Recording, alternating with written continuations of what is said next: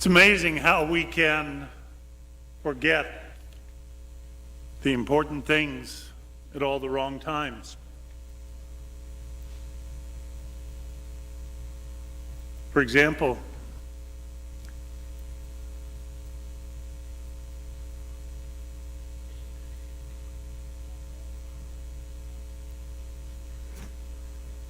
my mind went, no. Sorry. I don't know how many of you remember this, but it was today, 20 years ago, that the Powerpuff Girls debuted on TV. You probably forgot that. Or we weren't paying attention, as the case may be.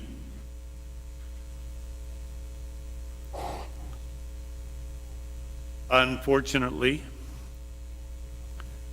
it was today, 40 years ago, down in a small commune near Jonestown, Guyana, that 900 people thought the world was coming to an end.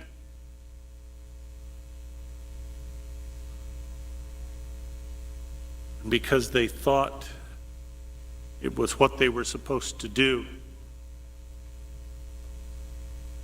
they committed a combination of mass murder and suicide.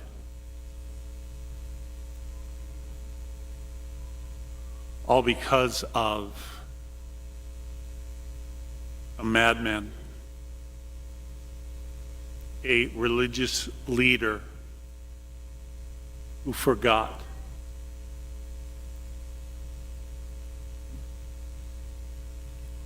what it's really all about.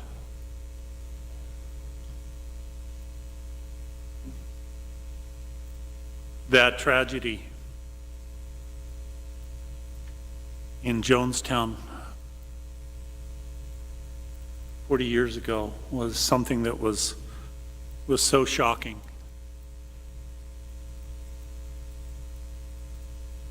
But I hope that those of us who have the responsibility or the privilege to stand at a pulpit week after week and share the gospel, I hope that we don't forget. Not just that we don't forget Jonestown, not just that we don't forget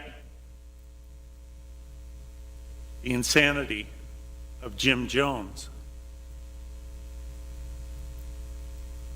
but I hope that we don't forget what it's really all about. Those people thought the world was coming to an end. The gospel today, as we do each year when we get to the end of the church year, we hear these apocalyptic stories.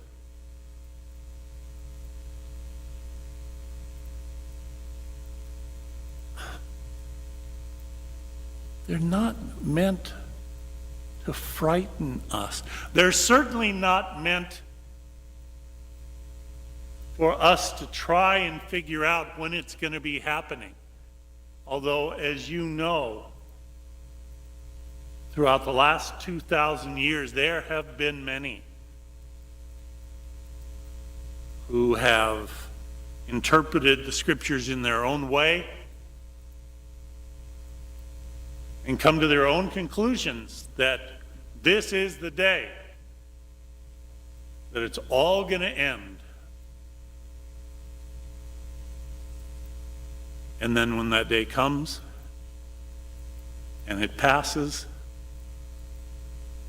they say, oh dang, I better go back and check my math. Oh yeah, I forgot to carry the seven-headed beast into this column. Okay, yeah. Jesus says, of that day or hour no one knows, neither the angels in heaven nor the Son, but only the Father. In other words, we can't know And why should we even worry about it? We got more important stuff to be focusing on. And sometimes when we get caught up in all of this end of the world, we forget what's really important. And in our faith, what's really important? Christ has died. Christ is risen. Christ will come again. But for us, for now, it's the part about Christ has died. Christ is risen. You want to talk about a judgment day? God's judgment on our world, God's judgment on his creation has already taken place. His judgment is the cross. And the cross leads to resurrection. And we who in baptism are marked with the cross, if we die with Christ, we shall rise with him.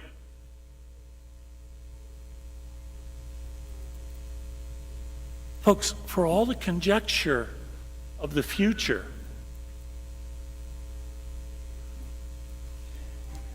we've already had the ultimate spoiler alert. We've had the opportunity to peek ahead to the very last chapter to see how things turn out. How do they turn out?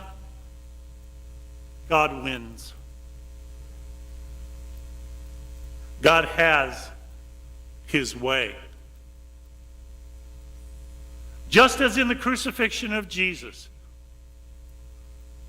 where Christ was forced to take upon himself virtually all of the evil that humanity can conceive, all the physical pain, all the emotional abandonment, betrayal, rejection, the humiliation. God took all of that, said, okay, I can work with garbage. And he brought about the resurrection, not just for Jesus, but the promise for all of us as well. That's where we're heading. And sometimes we forget. Sometimes we can get so caught up in the negative and the despairing, looking around and say, oh, everything is just so awful in the world today. Which is exactly what people have said for generations. Going back to the beginning.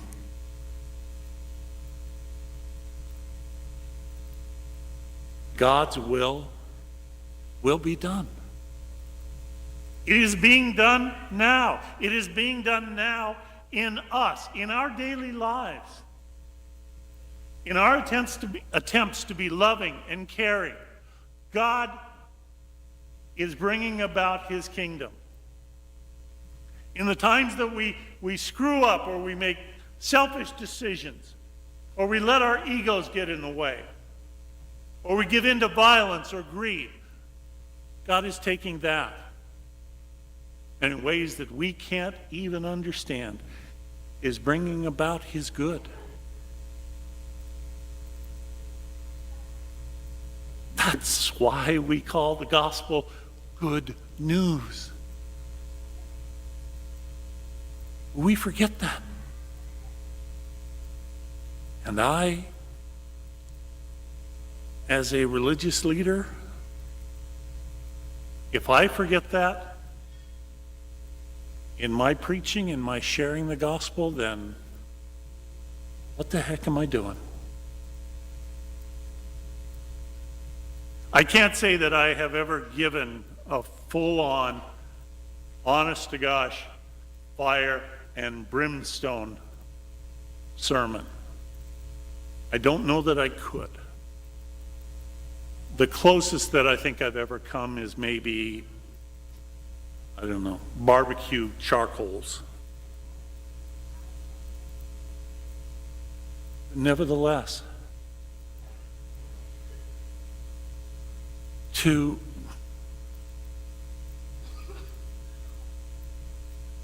have people, teachers, that are sharing the gospel and are focusing on negativity, are focusing on fear and threat, they've forgotten.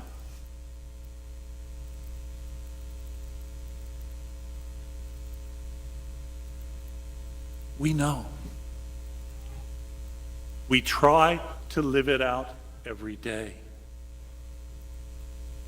And God is more pleased with us than we can really know. But we don't always hear that. Once upon a time, years ago, a teacher had a very difficult time controlling her class. The students were bright, and for the most part, not troublemakers. They had behaved well for their previous teacher and were prepared to do the same for this one. But this teacher was ill-equipped to deal with the challenge that they presented and spent most of her time yelling at them for every little infraction and periodically telling them that they had to write the entire Constitution as punishment for their behavior. She also assured them that they would never amount to anything in their adult life. Eventually, and wisely, the students ignored her rantings, did their work, graduated with honors, and went on to the best colleges. Though her predictions did not come true, perhaps she did move the students to prove how well they could do.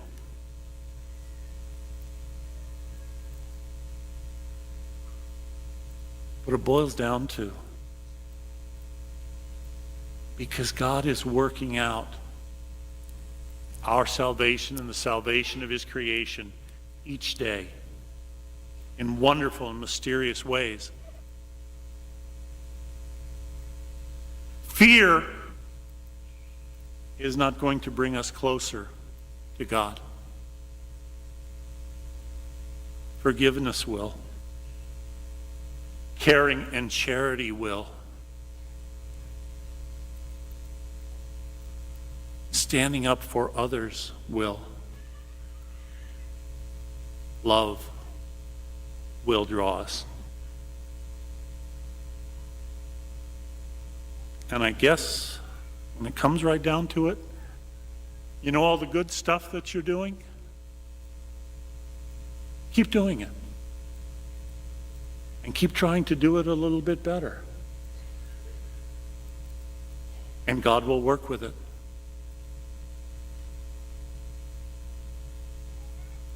And the bad stuff that sometimes we're doing, stop doing it. Maybe stop doing it even better. But still, God will work with it. Bring forth His good. Light from darkness. Good triumphing over evil. And life being stronger than death. That's our faith. That's what we can't afford to forget.